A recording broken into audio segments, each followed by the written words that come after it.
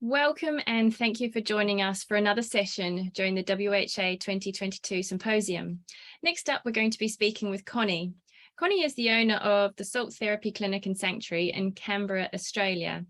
As many of us, Connie has been on a personal journey which led her to halotherapy. During the session, we're going to explore and discuss an integrative approach to assisting post-COVID clients and salt therapy together with other modalities such as traditional Chinese medicine. Welcome, Connie. Thank you for being with us today. Oh, well, thanks for having me, Erin. So first out, Connie, why don't you tell us a little bit about how you came to halotherapy, as I always find it really interesting to hear other people's stories and journeys. Sure. Well, I've got all the classic symptoms of what halotherapy can help, right? So I had childhood asthma, but I got into halotherapy because I had very chronic sinus issues since I was a kid, and also very severe eczema. So when I first got exposed to halotherapy, that was in 2013, where I had a major outbreak of eczema all over my body as well as on my hands. I used to own a cleaning business, and obviously with the cleaning chemicals, that has basically triggered another bout of eczema outbreak, and my hands were non-functional. So I was trying to find a holistic way of obviously treating my conditions, and that's how I chanced upon halotherapy. Oh, fantastic. So why don't we jump right in there and get to it, because the thing that's been on a lot of people's minds, I guess, especially those that have been running halotherapy businesses, is all about post-COVID, long COVID. How can we help them? So how about we start with, like, what kind of symptoms have people been coming in to see you with? Okay, so for clients who have been suffering from COVID, I guess the common theme is that they are constantly feeling breathless ever since they've had contracted COVID, and not quite having the same energy levels that they used to have. So they're constantly feeling really lethargic. And also, I mean, in the context of Canberra, given that we have a really harsh, cold and dry autumn and winter season, actually, sorry, this season wasn't very dry. There was a lot of rain as well. What we've also found is that clients will continue to have a compromised immune system or falling sick with colds and flus. And also, now that we are coming into spring, our hay fever season is infamous, like lots of pollen.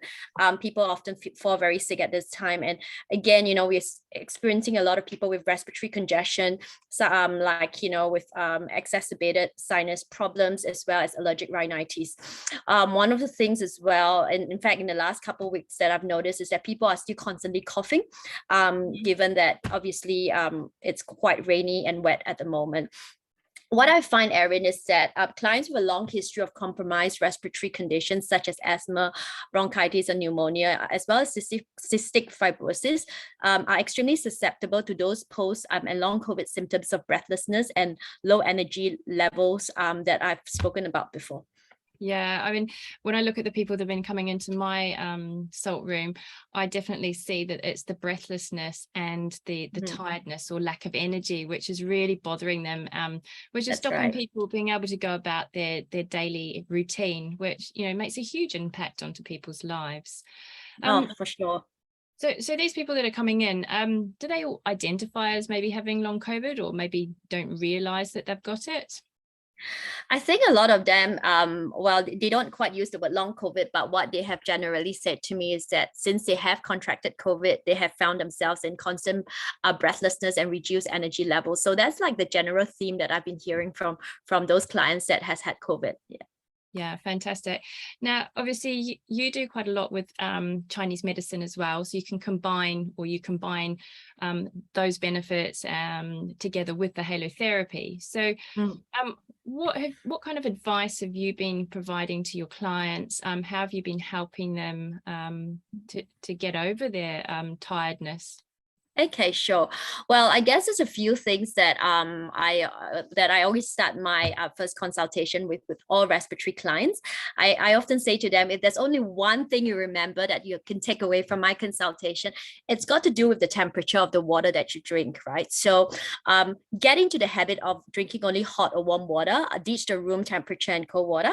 This has always been best practice in traditional Chinese medicine, and I believe also in Indian Ayurvedic medicine. It's just common knowledge village that I grew up. So there are actually many wonderful health benefits to drinking hot or warm water, both for respiratory health, gut health, even women's health.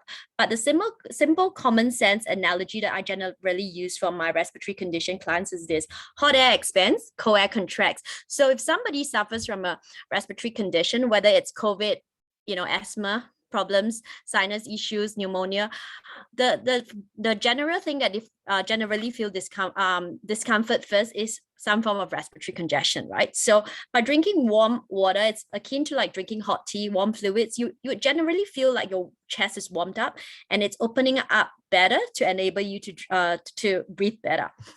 Well, I guess to take you further on to the rationale behind drinking hot water, according to traditional Chinese medicine, every human body is made up of yin elements and yang elements. So like the yin and the yang, as a lot of us would know, right? So a person remains healthy when the yin and yang are balanced. So if the yang gets too strong, the body's internal temperature rises. That person becomes susceptible to a number of illnesses. So to treat these illnesses, the person must get rid of the extra yang or the excess heat in the body. So the best way to do so is by consuming foods and drinks in the yin category. So surprisingly, hot water, for example, is actually in the yin beverage category. So it is actually believed that it will actually lower the body's internal temperature, restore the balance, and with it, the person's health. So under the precepts of traditional Chinese medicine, Erin, balance is key. So hot or warm water is considered essential to balance cold and humidity. And in addition to that, it's believed to promote blood circulation and toxin release.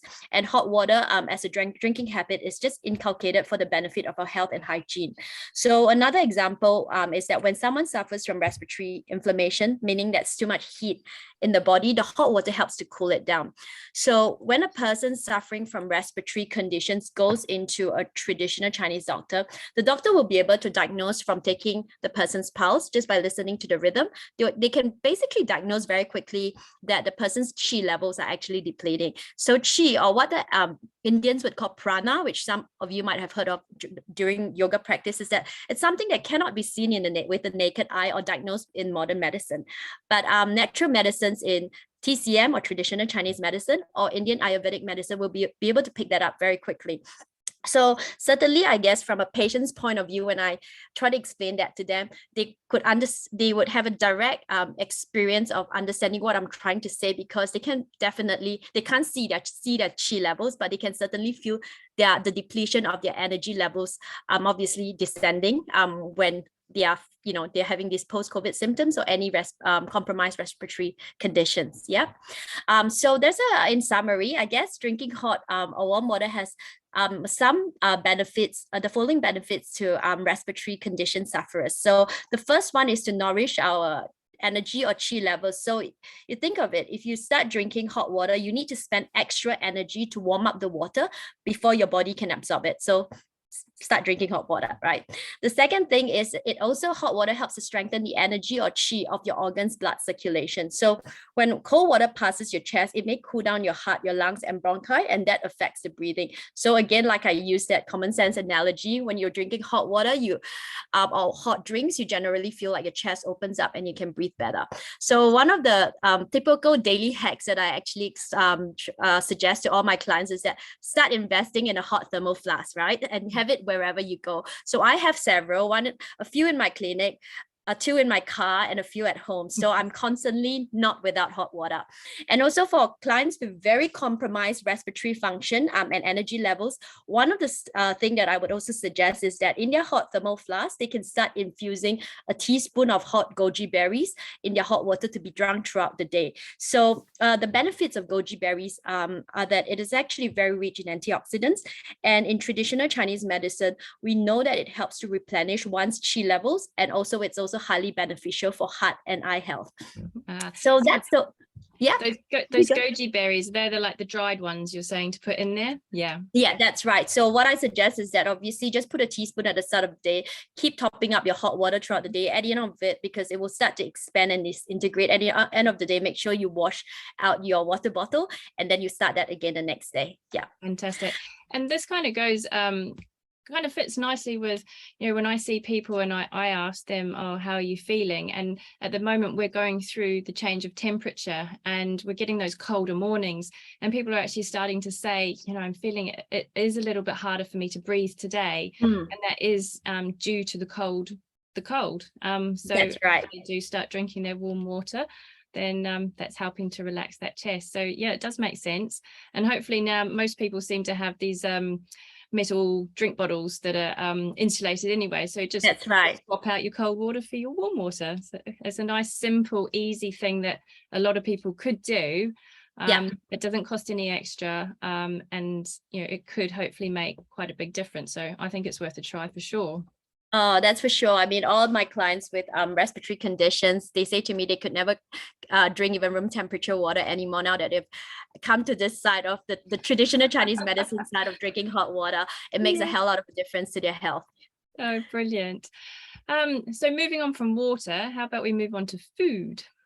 Okay, yes, food is another big one, right? Because as Hippocrates has famously said, let food be thy medicine, right? So in, again, I'm using traditional Chinese medicine protocol because that's what I grew up with as well. So, with traditional Chinese medicine, foods have either what we call heaty and cooling elements, right? Some foods has causes more heat, some foods are cooling. And I think even in the Persian culture, it's the same as well. So for example, if someone is suffering from respiratory conditions like COVID, asthma, and bronchitis, and shows some form of inflammation in their upper respiratory tract, we want to be avoiding eating heaty foods that can cause further inflammation. So some of the foods that generally fall under that heaty elements are generally foods that's high in sugars, which also, causes a lot of phlegm, as some of you may relate to. And also in the Western medical speak, right, some of these foods are also considered high in histamines and cause congestion. So these may include foods, these are like the big no's I say to everyone that suffers from asthma as well. No foods like tangerines, mandarins, oranges, mangoes, and avocados, very heaty, very high in the heaty elements. So avoid that with a vengeance. And also, unfortunately, some of these foods that I'm going to mention are also very counterintuitive to the Western diet. So mainly dairy. Dairy causes a lot of phlegm and congestion. That's a big one to cut out, very highly inflammatory. And also, I would say wheat as well. Red meat is another one to really cut out if somebody has a lot of that yellow phlegm happening, which means to say there's a lot of heatiness in the body, a lot of inflammation. So you want to be really cutting that out. Deep fried foods obviously are highly heaty and should be avoided when one experiences any respiratory inflammation. So another interesting one as well. I know that the Western diet, they always say, oh, have chicken soup, chicken this and that, when you're having colds and flus. But if someone's coughing, and again has a lot of that yellow sputum coming out, you really want to be avoiding eating chicken because that actually exacerbates the coughing as well, because it's considered a heaty food group. So what can you eat? So people often ask me like, Connie, what can I eat now, right? So obviously, have an extremely clean diet during this time when you're recovering. And obviously for people with chronic respiratory conditions, you really have to start becoming very disciplined and really cut out a lot of these foods, as I've mentioned. But certainly having lots of fresh leafy greens and vegetables are the way to go. The sort of like the neutral and safe meats to have is things like lean pork or even duck meat is okay. The rest of the other ones, just avoid it for the time being. In terms of how you cook your food, I would suggest steaming the food or stir frying the vegetables, for example, with some fresh garlic and slices of ginger, and flavor it with salt. So with people with respiratory conditions, cold foods in the morning, like your yogurts and your things like that, cut that out. Only warm foods, hot foods, and so avoid things like eating things like salads and sandwiches or even sushi. So just avoid that for the time being. And goes without saying, stop drinking alcohol. Or try to avoid any foods with a lot of high in sugars, whether it's natural or processed. Also, on the other hand, interestingly, back to halotherapy, because that's what we are doing today. Salt is actually a cooling element in traditional Chinese medicine. And that is why it also, as we know, it is actually anti-inflammatory, right? So this is where the combination of the above suggested diet that I've mentioned combined with halotherapy is going to help accelerate the recovery for our respiratory clients.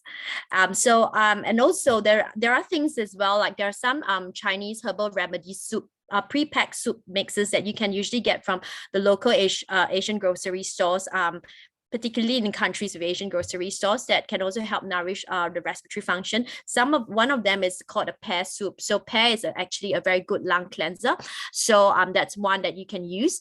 Also buying dried figs you can get from any Chinese stores. It's not the fresh figs, but the dried figs. When you make bone broths using, say, pork bones, you could put a few dried figs in the soup when you're pressure cooking it as well, because what dried figs does in traditional Chinese medicine is it has a cooling element that helps to clear your throat of phlegm and any inflammation as well, and it's also a natural sweetener, so it's great all around when you put that in your broth. That's really interesting. So just as you were kind of talking through the heaty foods, I was looking at those and thinking, gosh, those were the things that really made my eczema much worse. So the citrus fruits, the mandarins, the oranges, that kind of thing.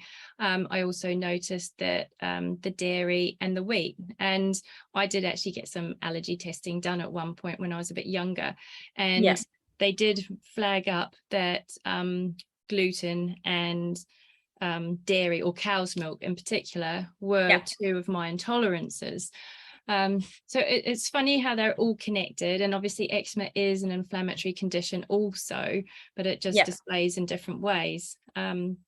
So yeah, I didn't know avocados, so that's a really interesting one there. I love that's avocados. Right. But I guess not all everything relates to everyone, but with skin, that's a finicky one. I'd love to talk about skin at some stage, because I have very chronic eczema, and in my own healing journey, there's a lot of things that I can certainly share. But you're right, milk certainly is very highly inflammatory. It's a big one in Chinese medicine. We said that it causes, it's like chicken, it causes flaring up. There's a word for it, it's like fermentation in Chinese, but it causes it to flare up. So that's definitely a no-go for eczema sufferers like you and myself. Yeah, I mean, our whole family now is onto oat milk, so we use oat milk. Good. And we do the porridge in the morning, so that's warm, so that's all good. But another one that I find is a big trigger for eczema sufferers is tomatoes. Yes, that's right. That's right. My sister's an integrative medicine doctor, and she got me to go off tomatoes completely as well. So I don't eat tomatoes as a result of that too. Good. So obviously, if we're fueling our body with warm foods and non-heaty products, or heaty products, then what about can we do on the external side of things, like with clothing?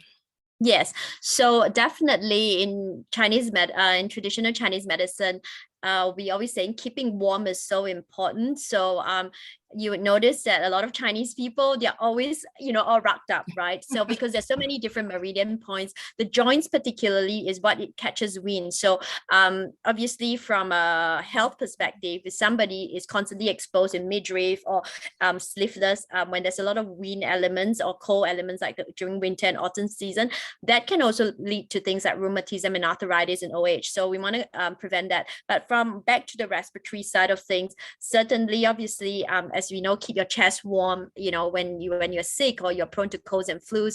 The other thing that I've noticed, particularly in Australia, is that people love to walk barefoot, or they like to wear their thongs, right? So that's from a traditional Chinese perspective, particularly in autumn, winter, and even in our spring, because Canberra's spring is still fairly cold, is that's not good for people with respiratory conditions or asthma, because the feet is where it catches a lot of wind, and that's where it leads to catching a cold easily. So what I normally say to my clients is make sure you put on wear socks and covered shoes, long pants, or like usually the kids go and play soccer and stuff like that, even in winter, and you're wearing shorts. And I'm like telling the parents, you have to, if the kids have asthma, make sure that they're all covered up to keep themselves warm. So that's definitely something to bear in mind for anyone with respiratory conditions. Okay, so go get your gilet or your body warmer. Make sure you put your socks with your trainers or your sneakers on. That's right, pretty much it. Yeah. And I always remember being told, growing up in New Zealand, we also had cold winters too, but that you lose a lot of your heat through your head. So pop a hat on too. That's right. That's right. That's another one. So just keep warm all around.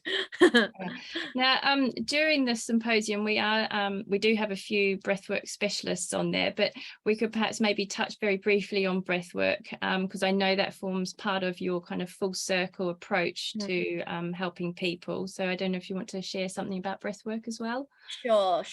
There are a few decongesting breathwork techniques that I generally share with my respiratory clients to bring them some relief.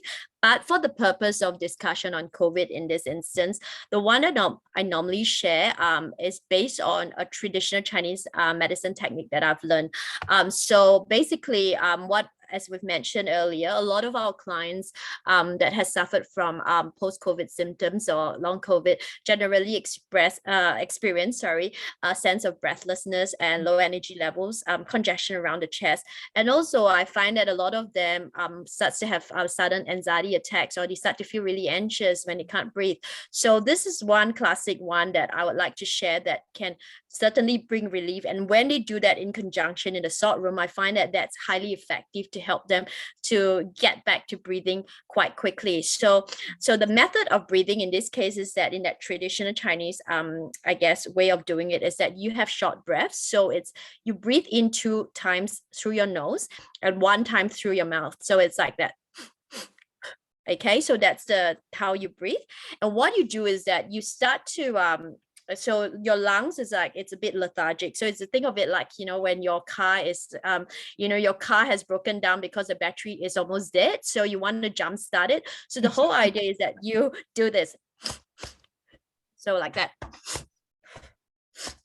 So you keep doing it. So you heat it really hard. So I'm not heating very hard at the moment, but if you're breathless, heat it really hard. So inhale on your lungs and exhale in the middle of your chest, right? So out through your mouth. That's right. So inhale into twice through your nose and 1 time through your mouth. And you do it continuously until you feel like, you can start to breathe again. So what I find is that when I teach this breath work to my clients, they find that true enough, after quite a number of times doing it and hitting it really hard, they can start to breathe a lot better. I had a client as well who had a lot of anxiety as well as all these respiratory conditions. And she has always said to me, I've been to so many seminars, and every time when I get anxiety attacks, you say, concentrate on your breath, and say, Connie, I can't concentrate on my breath because that's what's causing me to feel anxious because I can breathe. So I said to her, how about trying this method? And I know that she's an avid drum player as well. So I said, imagine that your happy place, playing your drums, your lungs are your drums right now. So try hitting it hard and doing that, because it's going to start to bring relief to your breathlessness. And I think that she said that was actually working for her as well. So I thought this is a tip that I can share with everyone in the Halotherapy community as well. Brilliant, thank you.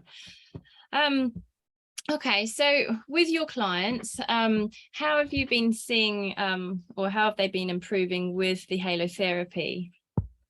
Well, what I normally do is, because I like I've mentioned to you, Erin, I like to take a very holistic and integrative approach. When people come to halotherapy, it's not just that, but also to talk about the foods, the waters, and everything, so that they can really deepen their recovery. So what I normally do, I guess I'll take you through my protocol in my clinic of how I normally work with my clients. So with all my first visit clients, it comes with a very thorough holistic consultation. So whether they have COVID or whatever, what I'll do is that I talk to them about the TCM diet protocol and suggest that they implement that with the hot water, as well as some of the foods to avoid, as well as then in conjunction with coming for regular halotherapy sessions to really help reset and deepen their physical healing.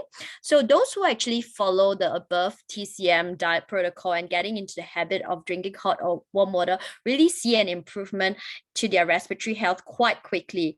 And especially if they're time poor or budget poor and are unable to attend 2 to 4 halotherapy sessions a week and suffering from a chronic respiratory condition, the best way is to implement all these little things in their daily day-to-day life, right? So what I find is that has been helpful. So for those ones with chronic respiratory conditions and who make time and effort to invest in their health by coming to halotherapy regularly, they can truly experience a big improvement in their respiratory health.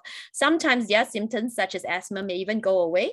A lot of them would report back, or like parents would report back to say that generally during this season, for example, their kids might fall sick. They find that the kids are not falling sick anymore and things like that. So that's been very encouraging.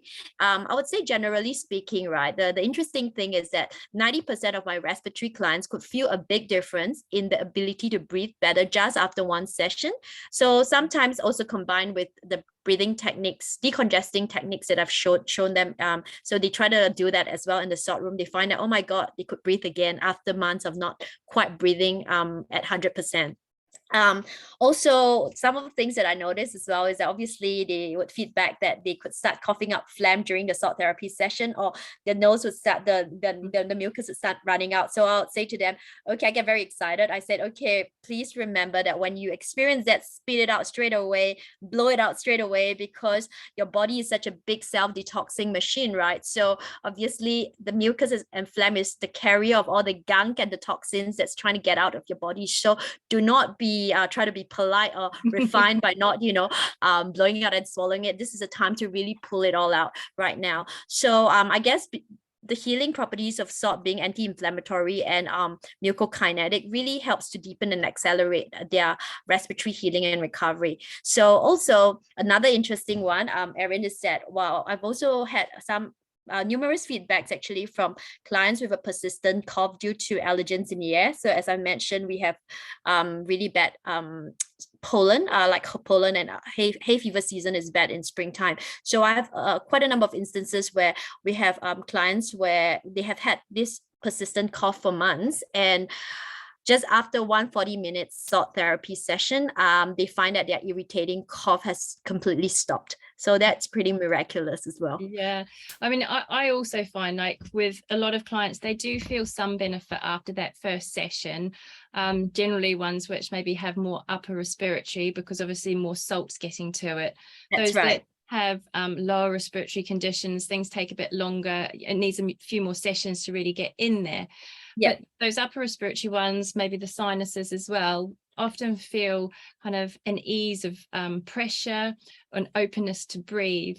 But what I also do find is that after a couple of days, the effects kind of start to wear off. And that is where we need to try and encourage clients to come back and do quite a number of sessions initially. And I kind of say to them that you're kind of loading up with salt. And once it gets into the system, it then starts to last longer and longer and longer. And I know in some studies, or like case studies that I did with some athletes, cyclists and athletes and triathletes, that we found that the benefit of the salt started to wear off after about 5 to 6 weeks. So if they'd done a session of, say, 4 weeks of 2 to 3 sessions a week, and then they stopped it, after about 5 or 6 weeks, we were seeing their like peak flow and their VO2 max starting to taper off slightly again. So that's kind of a judgment, and that's only just from that experience. So everyone's going to respond differently as well, aren't they? We've all got different conditions, we all respond differently, and that's what makes it so tricky to kind of come up with some kind of plan for someone. And you just need to constantly keep adjusting that throughout their journey. And especially with skin conditions as well, it's really important just to see how things are going and monitoring it, and constantly adjust how we're dealing with it and how many sessions people need. Yeah. So perhaps we just talk a little bit more about just general respiratory health through, say, Chinese medicine and halotherapy. We'll move away from, say, the long COVID, post-COVID, move more into a lot of the conditions that we see every day. And yeah, if you've got more you want to talk about those ones. Sure, definitely. So again, as you know, I think you might also relate, Erin, that most of the clients coming through to salt therapy would have some form of a respiratory condition. So what I normally do is, again, the first thing I talk about is getting into the habit of drinking hot or warm water as a way of life, right? Also, I often say, sometimes people ask how hot must it be? And I say that you eventually find your favorite hot temperature. Some people may be like, say, for example, I have my thermal flask. I might be a 70% boiling water and 30% room temperature for my favorite temperature. Some people might be 50-50. You know, it doesn't really matter. Just get into the habit of doing that. And for parents trying to get their young children into that habit, be it because they have asthma or just to prepare them for general wellness, particularly for young girls, to help them optimize their women's health, whereas they prepare for puberty, which is a topic that I won't be able to cover off today. Start them off by getting into the habit of drinking lukewarm water right from the start. So as I've mentioned as well, you know, like incorporating a diet based on the heating and cooling elements of food groups will help to optimize those qi levels and respiratory function. And again, eliminate foods that are phlegm producing, high in histamines, to prevent respiratory congestion and discomfort. So I guess traditional medicine, Chinese medicine, is a very deep and complex subject and discipline that I don't claim to have any expert knowledge in, Erin, apart from the fact that, well, I've actually done a short course, a short certificate on that, but also growing up in the culture of just having those common knowledge of knowing what not to eat and what to eat, you know, passed down by our elders. But I would say that, and also being a regular patient in TCM to assist in rebalancing, nourishing, and optimizing my own health. But if somebody suffers from chronic respiratory conditions or any even skin conditions, another interesting one, I would suggest working with a very good traditional Chinese medicine doctor, a herbalist doctor. So there are some doctors who are only practicing acupuncture, but generally speaking, the ones who can do herbalism would do acupuncture anyway. You need to find someone who's really good, because it's a talent in itself. It's like someone who's an alchemist who knows how to tailor the right formulation to actually help the client recover from his or her unique conditions. So I would say certainly work closely with somebody in your local area that's really good at what they do, or just get a referral from someone who knows of it. So in terms of how Chinese medicine can really work hand in hand with halotherapy, what I find particularly effective is with clients with respiratory conditions, particularly things like sinus issues as well, or allergic rhinitis. So I would suggest them going to, say, a Chinese doctor who's an acupuncturist to work on the meridian points to help unblock those blocked sinuses, so to get the qi flowing again. And then after that, coming to halotherapy, because then after that, basically when they come into the salt room, the salt can really deepen the respiratory cleanse by penetrating into the respiratory tract, because things are already moving. It's not as, I guess, as stuck after the acupuncture, to really thin out the mucus and clear out any respiratory infections. So but if somebody has a limited budget, which a lot of our clients may have a limited financial budget, what I normally say to them is that just stick to the TCM protocol of drinking hot water, and also, you know, avoiding certain foods, keep their feet and their joints warm. These are things that you can do straight away, right? And combine that with halotherapy. That's probably the most cost-effective holistic therapy that is around in the market to optimize respiratory health, and just to experience deep symptomatic relief that way. So good diet, hot water, keep your feet warm, halotherapy, that will also do the same job as well. And I think that a lot with what we find these days, maybe with being diagnosed with something, it's often more a case of waiting until the problem comes and then almost masking it or putting a band-aid on it. And what we want to actually try and get to is the root cause of the problem. That's right. That we can stop it happening in the first place. And I think what we find is that a lot of the conditions that we see coming into the salt rooms, the root cause is normally or often inflammation. Now, we're not here to diagnose or cure or make any of those claims. We're not doctors. And so we must always, you know, tell our patients or clients to ensure that they get their doctor's guidance and things like that as well. But I think, can you speak a little bit more about the inflammation being the root cause of some of these conditions? So as you mentioned, I'm not here to diagnose because I'm not a doctor. But what I normally do is this. Again, I want to go back to my integrative approach of doing things, right? So I basically have a very thorough health form that covers a client's health history. So I just get an understanding of their physical conditions, even talking about their mental and emotional conditions, even lifestyle habits such as, are they a smoker? How many sticks do they smoke a day? Are they an alcohol drinker? How many glasses per week, for example? Types of medication that they're on. So you get an indication whether they might have high blood pressure, whether they're on a Ventolin or Preventer, or they are on any anti-anxiety medication, etc., etc. So then that gives me clues on the potential root cause of the issues. So during this time, during the consultation, as I build up rapport with my clients would generally share their personal issues and lifestyle choices that, again, gives me further clues to where those root cause can be. And then that's where I can then know how to empower them to look at the possible root cause of their issues so that they can obviously empower themselves to get on that holistic healing journey. So because my consultations are generally quite intuitive, and I focus on that mind, body, and spirit aspect, given that that's my own personal healing and recovery journey.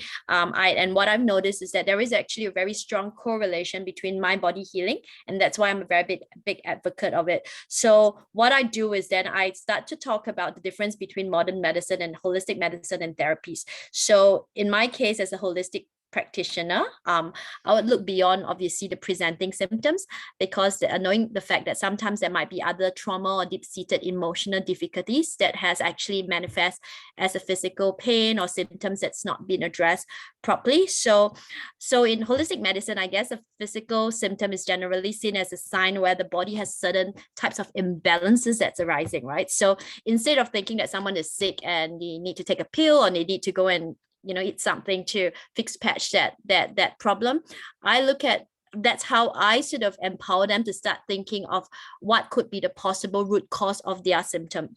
So that way, obviously we are assisting the client to use their inner resources to resolve the issues and to find true, well, I guess the true purpose of what's causing those situations, right? So for example, I like to use the traditional Chinese medicine again as an analogy to my clients, just to explain that to them. So for example, a TCM doctor will do a tongue diagnosis and they take the pulse of the client just to listen up for where some of these root cause is causing the physical deficiency.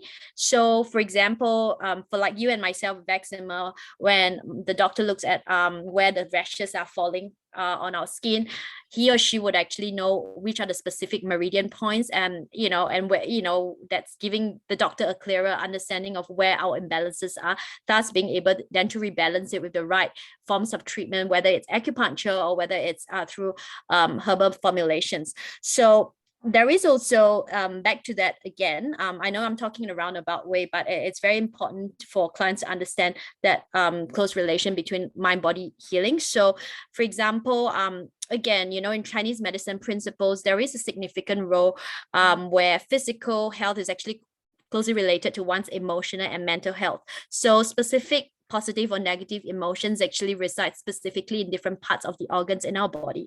So someone, say for example, with poor lung function, is often associated with grief and depression as a negative emotion, which the client may have experienced in his or her life, or it could have been a transgenerational thing that's been carried over to the client's life experience as a result, which is what I've noticed a lot in my in the sort of clients that I've seen. But of course, there are also, that doesn't apply to everyone, because some could have had poor respiratory function due to the lifestyle habits and diets that's not compatible to their constitutions, right?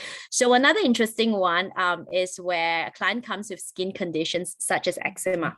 So I often like to actually refer them to a TCM doctor, because that's where the doctor can then give them an insight on where those organ imbalances are. So for example, I'll use my example so it's easier. So I have very chronic eczema issues, right? And very often I get when the doctor looks at it, there's quite a few different imbalances, but the prominent one is actually liver imbalance. Okay, so whenever I get an eczema outbreak, I don't know whether that would relate to you as well, Erin. I become very OCD. Everything's not clean. Like I could go into a 5-star hotel and I'll be like, oh my God, everything's so dirty, and I'm getting this anxiety rising. And I would quickly give real-time feedback to my Chinese doctor that this is happening to me. And one time he laughed and he said, Connie, in our classical Chinese medical text, anyone that displays an OCD tendency almost always has a liver imbalance. Why? So if you think about it, what's the function of the liver? It's to clean things, isn't it? That's right. Yeah. So when it's overworking itself and it's not able to cope with that, it starts sending you that subconscious message that it's not clean, not clean, not clean. So this is something that I try to explain to my clients, that how you think, how your emotional state is directly impacts on your health, right? So, and to get even deeper into that aspect, in traditional Chinese medicine, the negative emotions relating to liver imbalances are things like anger, frustration, jealousy, and envy. Well, I'm a very angry person growing up, right? I've got a lot of frustrations and anger because I had a very overbearing mother and I always felt I was trapped, and like typical Asian tiger mom, like always on my back, and I couldn't get anything done. And so that actually, and obviously I've done a lot of mind body healing stuff, going to other healers, going to hypnotherapies, just to get deep into the deep complex root of my issues. And I was able to get insight about my childhood, obviously leading to some of my emotional patterns that again manifested as physical symptoms. So I thought it's very interesting to mention that to clients, because by taking this holistic approach, right, then basically what I'm saying to them is that by understanding where your imbalances are, this is where full healing and recovery can then be available to you. So basically, my first consultation would generally cover this intrinsic correlation between mind and body healing, as well as some of the subconscious blocks deterring clients with chronic physical conditions to heal fully. So just by bringing them to this awareness, it really empowers them to embrace and deepen their holistic wellness journey. And also for those that's interested and open to deepen their understanding and hence full recovery of the root cause, that's where I would start to refer them to the appropriate holistic practitioners, whether it's a traditional Chinese doctor, whether it's a hypnotherapist, energy healer, or even like say a network special analyst, chiropractor, whatever it is, relating to their physical ailments, to help them get onto that mind, body, and spirit healing journey. Yeah, fantastic. So just out of interest, you may or may not be able to answer this one. Yep. Often children who are presenting with eczema have it in the typical places, such as in the elbows, behind the knees. Generally, they're actually hot areas as well, aren't they? Yeah. Is there anything that is really leading to that? Like, is there an area of the body or a deficiency or something that is maybe triggering those positions? There would be. I'm not the expert to tell you, so that's probably something that the traditional Chinese medical doctor would be able to tell you. Very often, like I mentioned, a lot of eczema issues could be due to lung for young kids, because of they often have asthma that goes with it. Another common one, apart from liver, probably not as common for some people, but spleen is another big one. So it could be a spleen deficiency that's causing that. But as I said, I'm not an expert, but certainly look into look into it with a good Chinese doctor, and they'll be able to deepen that understanding, to provide further insight to the parent who wants to find out a bit more about the root cause of that. Yeah, that's fantastic. Well, we're actually going to start running out of time now. So I want to kind of just wrap up. Is there anything else that you maybe wanted to talk through with us at all today, or share with us from your salt therapy business, clinic experiences, anything like that? Well, I think I think the best thing to grow the business is really to put your money where your mouth is and be very interested in your holistic health. I think especially in this market right now, there is a big market, especially since, you know, lockdowns and working from home, and, you know, and people are starting to have this rise in consciousness in being more interested in spirituality and natural living, if that makes sense. So what I would suggest is that look into modalities that resonates with yourself and try to form your own tribe so that you can build up a reliable referral scheme, right? Between your business with other wellness providers. So like I've mentioned, I put my money where my mouth is. I go to all sorts of holistic healing on a weekly basis to really optimize my health, because I really believe that prevention is better than cure. So so when I first started my salt therapy business, I started creating a practitioners WhatsApp group to invite the practitioners, the best holistic practitioners that I have been working in my town, to be part of this inner circle, and also getting them to refer their own peers, you know, that they rate well. So that's how you know, we formed that camaraderie. And then I took the initiative to invite people to my clinic on a Saturday afternoon where everybody's not working, to have that informal get together. We exchange, you know, tips and tricks of how to grow a business. You know, sometimes, you know, you meet a certain type of patient or client. How do you then handle that? And also deepening our understanding of each other's modalities and how we can help. And some of them, you know, friendships are formed. Sometimes people would have exchange modalities so that everyone can, you know, really experience at first hand what these modalities can do for them at an inner level. So then they can actually refer, you know, the modalities to the appropriate clients. So I think it's about finding your own tribe that has the same aligned values. And in my case, obviously, we are only interested in providing the best possible care to solve our clients' pain point holistically. So this level of trust from forming an inner circle extends beyond a professional relationship and has really helped me to build up a reliable referral arrangement with other holistic practitioners. So I thought I'd share that with you. Oh, thank you. And that really comes back to the theme for this year, connection. And it is connection, not just with ourselves, it's with others, with other businesses, with our clients. You know, connection extends everywhere. And building that supportive network is so crucial to successful business these days. And it's funny that you should talk about that, because that's very similar to what I have done around here as well. And we have, or I've made some amazing friends and who run these other small businesses, all dedicated to helping people be a better person, live better, feel better, all of that. And we cross-refer all the time, and you get into a discussion with someone and all of a sudden you think, oh, I know who you should go and see. You can go and speak with they'll be able to help you with such and such. And that's certainly been the biggest win from my business as well, is building these networks and getting those referrals through word of mouth. So I think that's a great one to end up on. So thank you so much, Connie, for sharing all your words of wisdom and a little insight there into Chinese medicine as well.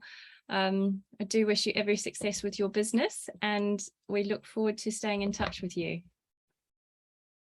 Thank you, Erin. Thanks for having me. And yeah, definitely look forward to you know, keeping in touch and sharing as much as a group and learning from the rest of you as well. Thank you.